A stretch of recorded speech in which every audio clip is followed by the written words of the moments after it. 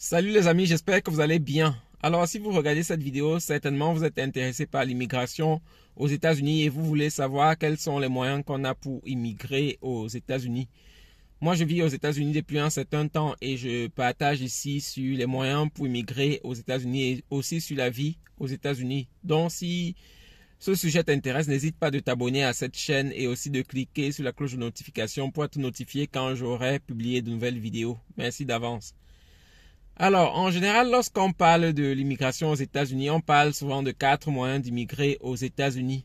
Le premier moyen dont on parle très souvent, c'est les études. Il est possible d'aller aux États-Unis étudier, donc il est possible d'obtenir un visa pour aller étudier aux États-Unis. Le problème avec les études, c'est que c'est parfois très coûteux et c'est l'un des pays au monde où les études coûtent très cher. Donc, c'est un moyen qui n'est pas accessible à tout le monde. Beaucoup de personnes aimeraient bien aller aux États-Unis étudier, mais ça coûte vraiment cher. Ça coûte bien plus cher que ça coûte en Europe ou bien dans d'autres pays du monde. Donc, ça élimine déjà plusieurs personnes. Alors, le second moyen dont on parle souvent pour immigrer aux États-Unis, c'est le regroupement familial. Mais là aussi, il faut qu'il y ait une condition qui soit réunie. Donc, il faut avoir un membre de sa famille qui réside déjà aux États-Unis. Ça peut être son conjoint. Lorsqu'on est marié et qu'on réside aux États-Unis, on peut faire venir son conjoint. Et parfois aussi, lorsqu'on a la nationalité américaine, on peut faire venir ses parents et même ses petits frères qui sont encore mineurs. Donc, ça, c'est aussi l'un des moyens dont on parle beaucoup. Malheureusement, c'est aussi un moyen qui n'est pas accessible à tout le monde parce que tout le monde n'a pas cette chance d'avoir quelqu'un qui est déjà aux États-Unis, qui est déjà installé aux États-Unis. Donc, ça limite encore beaucoup de personnes et beaucoup de personnes ne se retrouvent pas malheureusement dans ce cas et ne peuvent pas immigrer par ce moyen. Alors l'autre cas, c'est immigrer par le travail. Mais en général, pour le travail, c'est un peu plus compliqué parce que aux États-Unis, on ne vous fait pas immigrer pour venir faire n'importe quel métier. Pour que vous immigrez par le travail, en général, c'est des métiers et c'est des professions très pointues comme l'ingénierie, comme la médecine et plusieurs autres choses pareilles, dont les métiers de haut niveau, quoi. Du moins sur le plan sociétal, des métiers un peu élevés. Et aussi, même là, on vous demande en général une expérience de travail. Donc, on vous demande parfois plusieurs années d'expérience et c'est pas toujours évident de prouver ça, quoi.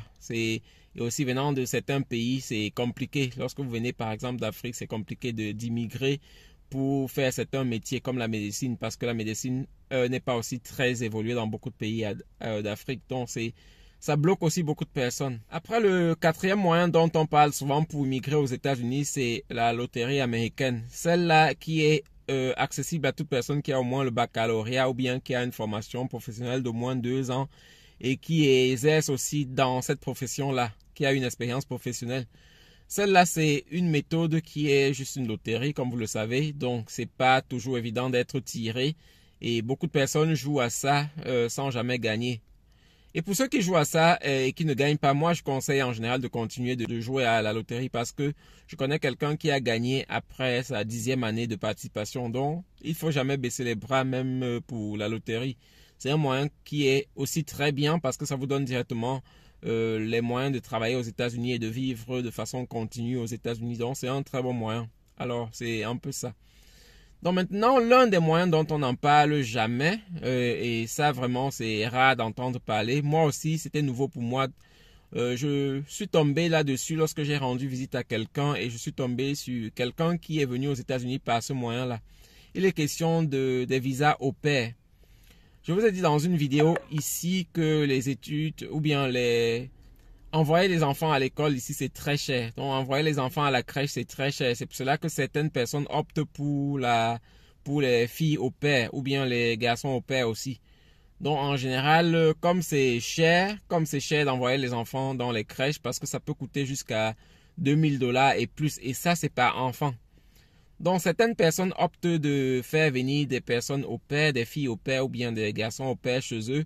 Et là, ils vont s'occuper pas d'un seul enfant, mais de plusieurs enfants et de tous les enfants qui sont dans la maison. Donc, avec cette méthode, la salaire permet d'économiser. Et aussi, avec la méthode au pair, vous êtes plus ou moins sûr du traitement que vos enfants, du moins du traitement que vos enfants ont tous les jours parce que vous vivez avec la personne et vous avez plus ou moins un certain contrôle sur la manière de traiter vos enfants. Donc, beaucoup de personnes préfèrent ce moyen-là, pardon. C'est un moyen qui permet d'entrer aux États-Unis. C'est vrai qu'il y a quelques conditions à réunir Et la première condition va peut-être éliminer certaines personnes déjà. La première condition, c'est être âgé entre 18 et 26 ans. Donc, lorsque vous avez moins de 18 ans, vous ne pouvez pas entrer aux États-Unis par ce moyen-là. Et lorsque vous avez plus de 26 ans, vous ne pouvez pas non plus entrer aux États-Unis pour être au pair, quoi. Alors, l'autre condition, c'est qu'il faut être en santé. Il faut être en santé parce qu'on va vous faire des examens de santé et ça, c'est très important.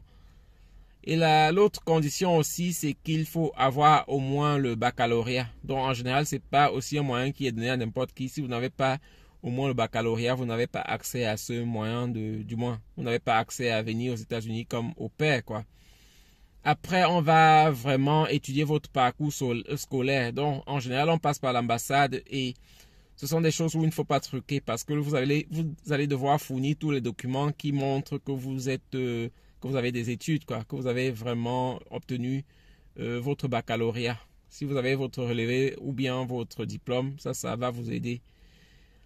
Et aussi, on va vous contrôler sur le plan, du moins, on vous fait on appelle ça quoi? On appelle ça l'extrait de casier judiciaire. Donc, on va vraiment vous contrôler et voir que vous n'avez pas de personne, vous n'êtes pas une personne criminelle ou bien que vous n'avez pas des antécédents qui pourraient nuire aux enfants parce que vous venez vous occuper des mineurs et il faudrait que vous soyez une personne propre. Donc, c'est un peu ça. Après, il y a les agences qui s'occupent de cela. Donc, lorsque vous êtes intéressé par l'immigration pour être au pair, vous passez par certaines agences, il y a quelques frais qu'il faut payer, il y a quelques conditions encore qu'il faut réunir, mais c'est possible d'obtenir le visa au pair et de venir aux États-Unis en tant qu'au pair. Donc, c'est un moyen que je voulais partager avec vous sur cette chaîne parce que on ne sait jamais si vous êtes dans cette tranche d'âge requise et que vous voulez essayer d'immigrer en tant qu'au pair, c'est possible. Ce qui est bien aussi avec le visa au pair, c'est que lorsque vous avez terminé votre contrat, qui est de maximum 2 ans, lorsque vous avez terminé votre contrat, il y a une possibilité de changer de visa. Donc, si vous voulez par exemple étudier, vous avez une possibilité de changer de visa.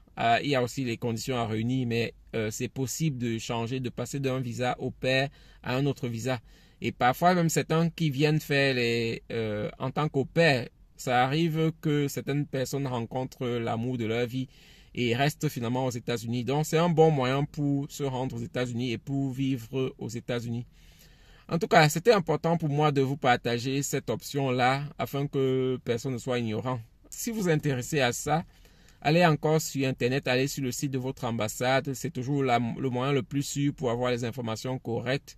Et aussi, il y a des sites qui s'occupent de ça. Donc, des sites qui recrutent des personnes au pair et qui mettent les personnes au pair en contact avec d'autres familles. Donc, c'est important de se pencher sur ce plan-là si vous êtes dans la tranche d'âge et si ça vous intéresse de travailler avec les enfants. Parce que travailler avec les enfants aussi, c'est pas l'affaire de tout le monde. Il y a certaines personnes qui ne pourraient pas travailler avec des enfants. Et il faut savoir aussi qu'aux États-Unis, lorsque vous faites quelque chose de déplacé, vous risquez la prison. Donc, si vous n'êtes pas prêt, si vous n'avez pas l'aptitude à travailler avec les enfants, n'allez pas demander un visa au pair. Donc, c'est un peu ça. Et après, il y a quelques pays qui sont interdits de venir aux États-Unis comme au pair. J'ai recensé 2 pays africains, parce que je sais que la plupart des personnes qui me suivent sont soit africaines, soit européennes. Bon, j'ai pas vu un pays européen qui soit interdit d'entrer aux États-Unis au pair. Par contre, les 2 pays où j'ai vu qu'ils sont interdits, c'est le Cameroun et le Kenya. Et la raison, c'est que plusieurs personnes sont venues en tant qu'au pair et ne sont pas rentrées après. Donc, ont simplement disparu dans la nature. C'est pour cela qu'ils ont vissé les conditions pour ces 2 pays africains-là. Mais en général, les autres peuvent essayer et tenter leur chance. C'est un peu ça. Alors, c'est tout ce que je voulais partager avec vous dans cette vidéo. Merci de partager avec les autres pour qu'ils soient au courant de l'autre moyen qu'ils ont pour immigrer aux États-Unis s'ils sont encore à moins de 26 ans ou bien s'ils ont 26 ans au plus, quoi. Donc, c'est ça. Bonne journée à vous. Bye.